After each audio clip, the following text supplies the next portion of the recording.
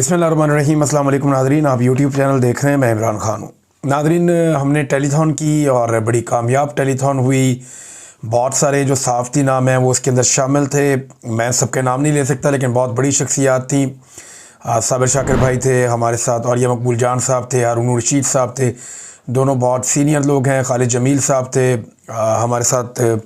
2-3 शायरों ने ज्वाइन किया, सहाफ़ियों ने ज्वाइन किया, समाजी शख्सियात ने ज्वाइन किया, कारोबारी हजरात ने ज्वाइन किया, और फिर बड़ी तादाद में लोगों ने इस टेलीथॉन के अंदर शामिल होकर अपने डोनेशन दिए। और बदस्तूर ये डोनेशन देने का सिलसिला जारी है।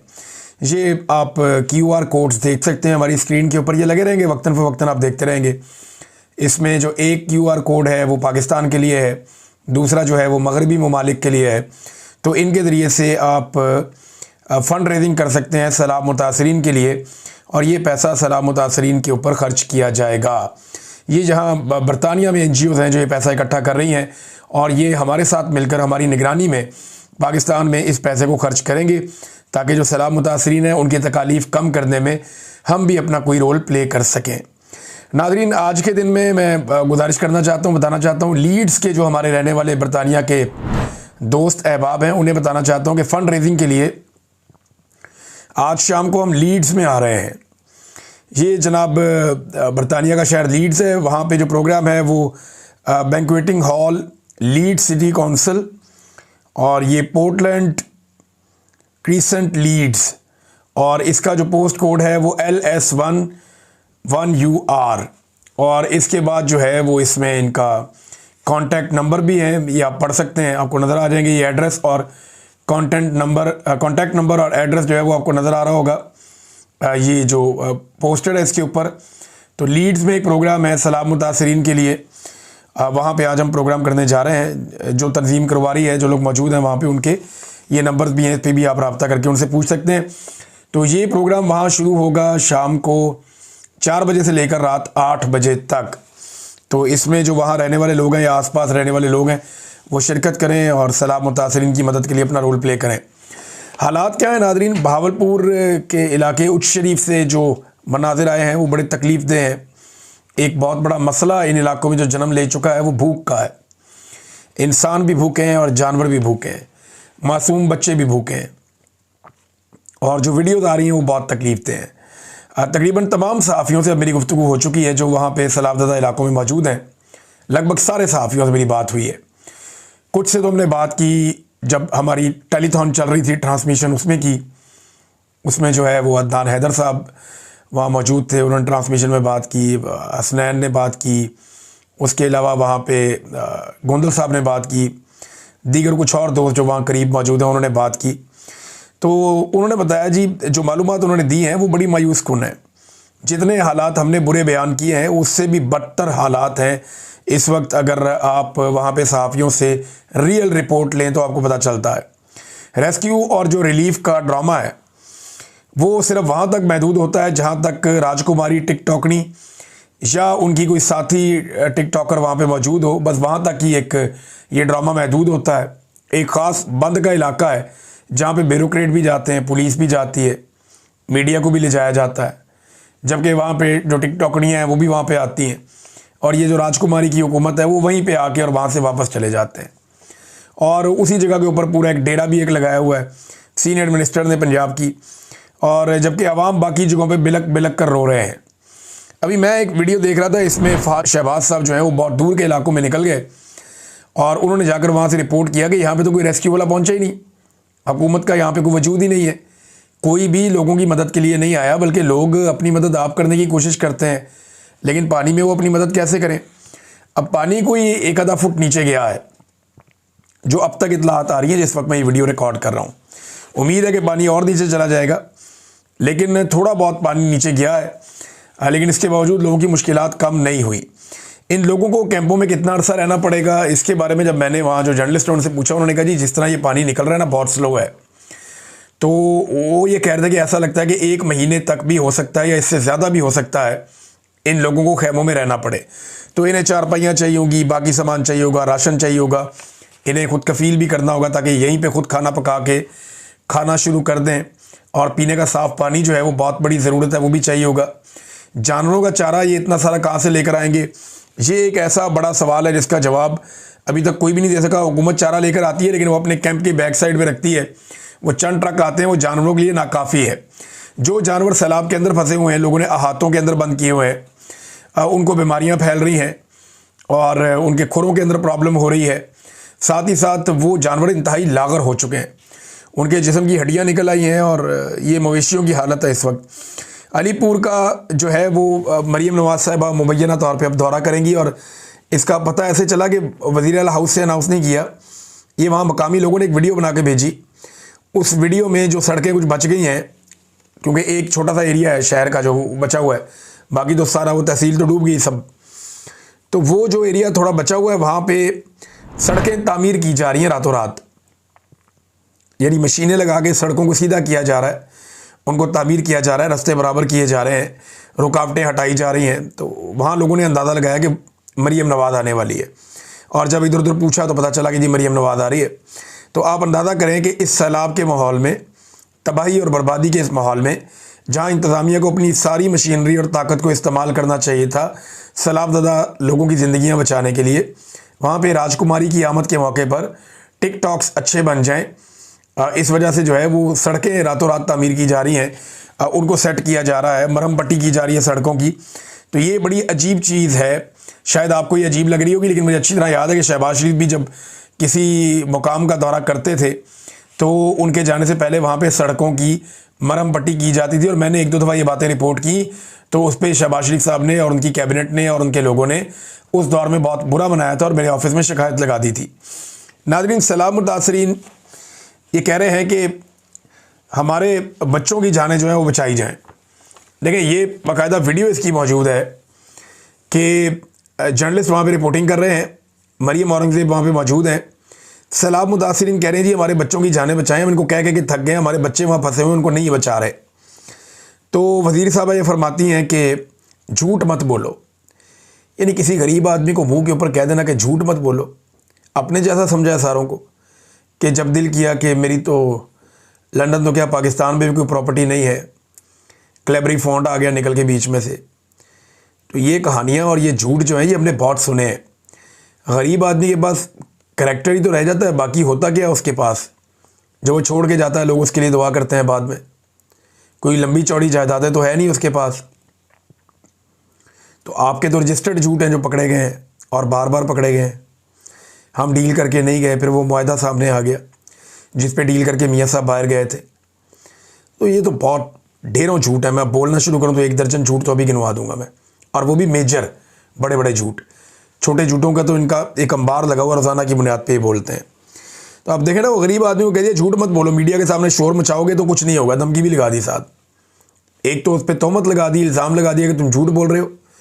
दूसरा, गरीबों को ये कह दिया कि अगर तुम मीडिया के सामने शोर मचाओगे तो फिर कुछ भी नहीं होगा, यानी हम अगर तुम्हें लोगों को बचाना भी है तो हम नहीं बचाएंगे। तवज्जो इनकी कहाँ पे नाज़रीन, ज़रा ये एक तस्वीर देखिए, मैं आपको दिखाना चाह रहा था। ये तस्वीर आप जब देखेंगे तो आपको आइडिया होगा कि एक्चुअल पिक्चर क्या है। ये आमिर मुगल साहब ने पोस्ट की है अपने एक्स अकाउंट के ऊपर। ये मरीम नवाज़ दिखाई जा रही है, पीछे सूरज निकल रहा है और लोग डूब रहे हैं, उनके घर डूब रहे हैं, दरख्त डूबे हुए हैं, उनके जानवर डूबे हुए हैं। लोग बचाओ बचाओ की आवाज़ें लगा रहे हैं, हेल्प बचाओ लोग ऐसे बोल रहे हैं। और मरीम नवाज़ के हाथ में एक मोबाइल फ़ोन है, आईफोन, और वो उससे अपनी टिकटॉक बना रही हैं। ये किसी ने अक्कासी की है सूरत हाल की, बिल्कुल दुरुस्त तर्जुमानी की है, सही अक्कासी की है मौजूदा सूरत हाल की, कि इनकी जो सारी की सारी तवज्जो है वो इस वक्त भी टिकटॉक्स के ऊपर है और किसी काम के ऊपर कोई इनकी ख़ास तवज्जो नहीं है। नाज़रीन, एक और चीज़ है, वो आर्मी चीफ ने एक मरतबा फिर ये कह दिया। गुज़िश्ता चंद दिनों से पहले DGSPR कह रहे थे, फिर आर्मी चीफ कह रहे थे। सियासतदानों को ये करप्ट कहते हैं, बुरा कहते हैं। ये फ़ौज का पुराना तरीक़ाकार है, वो बार बार कहते हैं सियासतदान ठीक नहीं है, ये इक़्तिदार परस्त है, इक़्तिदार के लिए ये करते हैं, ये करप्शन करते हैं, बेईमानी करते हैं, फ्रॉड करते हैं। तो सारा कुछ पाकिस्तान में हमेशा से सियासतदानों पर डाला जाता है। तो वही चीज़ मैं यहाँ पर भी होती हुई देख रहा हूँ। आर्मी चीफ ने एक बार फिर अच्छी तर्ज़ हुक्मरानी पर जोर दे दिया। अब मामला ये है कि उन्होंने जोर तो दिया कि तर्ज़ हुक्मरानी अच्छी होनी चाहिए, ये आर्मी चीफ ने कहा, लेकिन उन्होंने ये क्यों कहा? उनका इससे क्या ताल्लुक है? यानी हुक्मरान की बात मानना उनका काम है आईने पाकिस्तान के मुताबिक। हुक्मरान कौन होगा, क्या करेगा, ये तो वोट डाल सकते हैं, एक वोट उनका है अपना, जब वोट डालें तो फैसला करें इसको डालना है उसको डालना है। इसके अलावा वो नहीं बता सकते हुक्मरानों को कि हुक्मरानी कैसी करनी है, ये उनकी डोमेन नहीं है। हाज़र ड्यूटी ऑफिसर कैसे ये मुतालबा कर सकता है, मेरी समझ से बाहर है। यानी क्या ये शहबाज शरीफ की हुकूमत पर बैड गवर्नेंस का एक और इल्ज़ाम या टैग है जो जनरल साहब लगा रहे हैं कि जनाब इनकी हुक्मरानी ठीक नहीं है? तो हमेशा से सियासतदानों को बदनाम किया जाता है, हालांकि हुक्मरानी हमेशा इस्टेब्लिशमेंट करती है। इख्तियार और इक़्तिदार हमेशा पाकिस्तान के अंदर इस्टेब्लिशमेंट के पास रहा है, लेकिन वो कहते हैं जी अच्छी तर्ज हुक्मरानी होनी चाहिए। अब ये अच्छी तर्ज हुक्मरानी कैसे लाएं? अब इतने जूते पॉलिश करके भी शहबाज शरीफ साहब ने अगर ये सुनना, फ़र्ज़ करें शहबाज शरीफ साहब कल को कोई फ़ौज पे तनकीद कर दें तो उनके साथ क्या होगा? यानी सियासतदान के ऊपर फ़ौजी तनकीद करे तो कोई मसला नहीं, फ़ौजी के ऊपर सियासतदान तनकीद कर दे तो रियासत पे हमला हो जाता है, मुल्क के लिए ख़तरा करार दे दिया जाता है। ये बड़ी अजीब बात है। सबको अपने अपने आइनी और कानूनी दायरा इख्तियार में रहना चाहिए, उससे बाहर ना जाएं तो ज़्यादा अच्छी बात है। नाज़रीन, एक बड़ा इशू उठ गया और वो अली अमीन गंडापुर के हवाले से है। ख़बर जो रिपोर्ट की गई है वो फ़हीम अख्तर मलिक साहब ने की थी और वो पाकिस्तान तहरीक इंसाफ के लोगों ने उठा ली। सोशल मीडिया पे ये खबर फैल गई। फिर जो लोग मीटिंग्स के अंदर मौजूद थे उस मीटिंग में, उनसे कुछ जर्नलिस्ट हैं, उन्होंने बातें की, जैसे तारिक मतीन साहब कंफर्म कर रहे हैं, कुछ और सहाफ़ी कंफर्म कर रहे हैं, लेकिन फ़हीम अख्तर मलिक साहब ने ये खबर दी थी कि, और वो ये कह रहे हैं कि 100% ये खबर ठीक है, मैं अपनी खबर पर कायम हूँ। अली अमीन गंडापुर ने कहा कि 22 से ज़्यादा खैबर पख्तूनख्वा असम्बली के MPs के बयान हल्फी एस्टेब्लिशमेंट के पास हैं और इनके सर पर हुकूमत कायम है। अगर हुकूमत गई तो आपका हशर भी PTI पंजाब वाला होगा। फिर इजलास में इत्तफाक हुआ कि हुकूमत कायम रखी जाएगी चाहे जो हो जाए। इनसे इतना पूछें इमरान खान ने जो हदायत की थी उस पर अमल हुआ या नहीं हुआ, ये उन्होंने आगे कहा। फिर एंड में उन्होंने कहा जी मैं अपनी खबर पे कायम हूँ और मुख्तलिफ सोर्सेज से कंफर्म करने के बाद मैंने खबर दी है, लफज बलफज कायम हूँ, खबर का मुकम्मल रिकॉर्ड भी है, अगर खबर झूठी है तो कानूनी कार्रवाई आप कर सकते हैं। बाकी लोग जो हैं पाकिस्तान तहरीक इंसाफ के, उन्होंने दीगर चीज़ें भी इसमें बताई कि गंडापुर साहब ने कहा कि जो कहा गया मुबैना तौर पर कि मैं तुम्हारी नहीं एस्टेब्लिशमेंट की वजह से वज़ीर आला हूँ, वो चाहते तो एक दिन में मेरी हुकूमत गिरा देते, मैं उनकी मजबूरी हूँ। एस्टेब्लिशमेंट ने फाटा और अफगानिस्तान से मुतालिक कुछ फ़ायदे या काम लेने हैं। बहरहाल इस पर सनाउल्लाह मस्ती खेल साहब हों या बैरिस्टर गोहर हों, ये कहते हैं जी हम उस मीटिंग में मौजूद थे जो शुरू में हुई सितंबर के, और उस मीटिंग में गंडापुर ने ऐसी कोई बात नहीं की। अब गंडापुर या गंडापुर के जो करीबी साथी हैं उन पर लोग भरोसा नहीं करते। सोशल मीडिया ऐसा लगता है कि ये ज़हन बना चुका है कि गंडापुर साहब ने ज़्यादती की है और गंडापुर इमरान खान साहब की बात नहीं मान रहे। और ये इसका रिकॉर्ड है ना, देखें इमरान खान साहब कहते हैं मुझे आके मिलो, ये जाके मिलते नहीं हैं, मिलने के लिए कोशिश भी नहीं करते। वो कहते हैं अफ़गानिस्तान जाओ, ये कहते हैं मेरा पासपोर्ट ही नहीं है, हालांकि ये बड़ी अजीब खबर है। वो कहते हैं ड्रोन पे FIR करो, वो ड्रोन पे ड्रोन हो रहा है, कुछ भी नहीं करते। इमरान खान साहब कहते हैं ऑपरेशन को रुकवाओ, ये कहते हैं जंग हम जीतेंगे। वो बिल्कुल एक अपोजिट इनका एक मौक़िफ़ है। इमरान खान साहब ने कहा बजट पेश नहीं होगा, इन्होंने पेश कर दिया। उन्होंने कहा अच्छा मेरे से मुशावरत के बगैर पास नहीं होगा, इन्होंने पास कर दिया। तो ये जो सारी चीज़ें, वो कहते हैं जी मुझे मिलने आओ, ये मिर्ज़ा अफरीदी के फार्म पे पहुंच जाते हैं।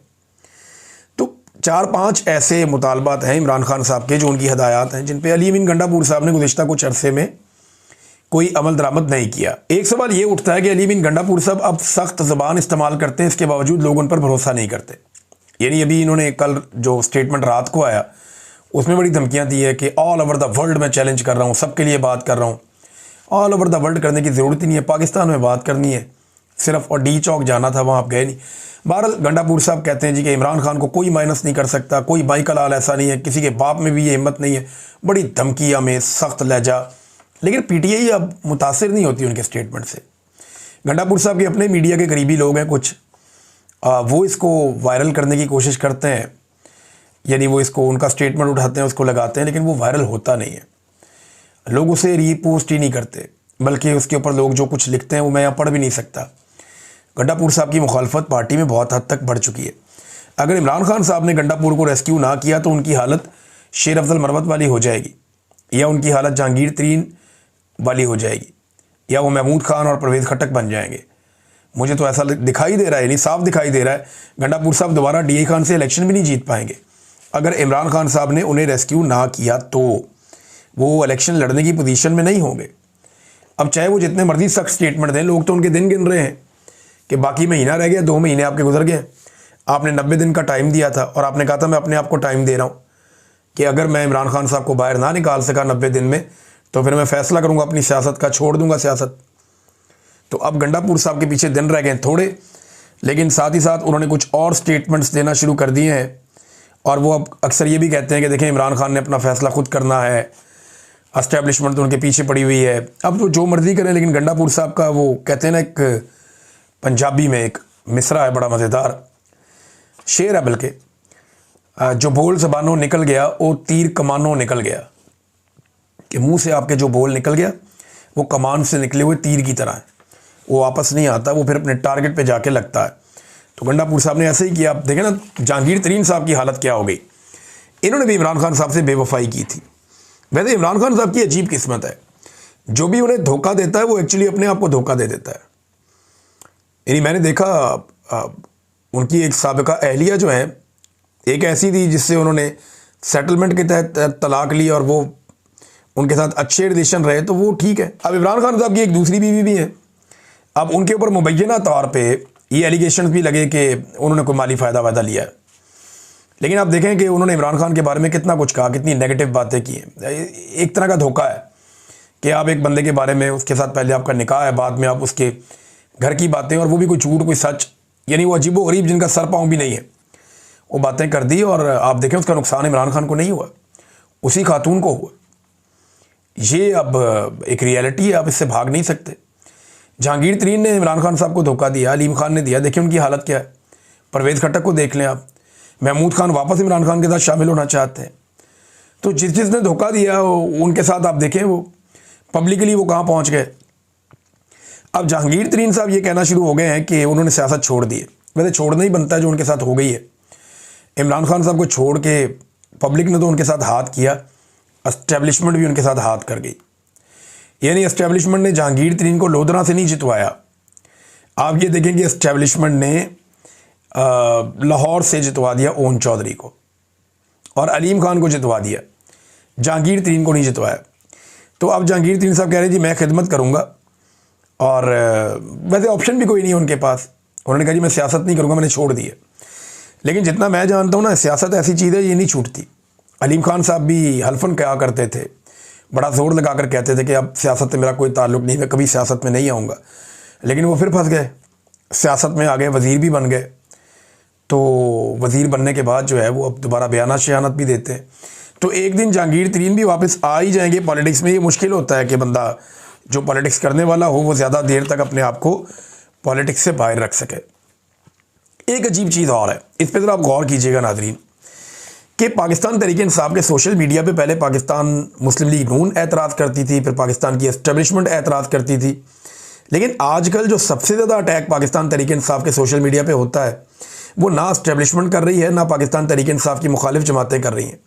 आजकल सबसे ज़्यादा अटैक गंडापुर साहब का ग्रुप कर रहा है और उनके हमायती अकाउंट कर रहे हैं पाकिस्तान तहरीक इंसाफ के सोशल मीडिया के ऊपर जो अटैक्स हो रहे हैं।